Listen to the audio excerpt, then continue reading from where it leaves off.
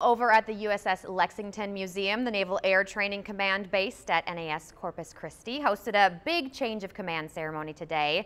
Rear Admiral Gregory Harris relieved Rear Admiral James Bynum as the Chief of Naval Air Training. The command oversees all pilot and naval flight officer training for the Navy, Marines, and the Coast Guard. Bynum has served at NAS-Corpus Christi since last year. He says stepping down is normal, and today's ceremony is about more than just a change in command. The pomp and the ceremony is really to take an opportunity to acknowledge the accomplishments of the team. So a chance to hear from the commander directly, to recognize the service of those who contribute to the mission day in and day out. We're going to train you to fly. Rear Admiral Harris has flown missions in Operation Desert Storm and Iraqi Freedom. And we wish them the very best.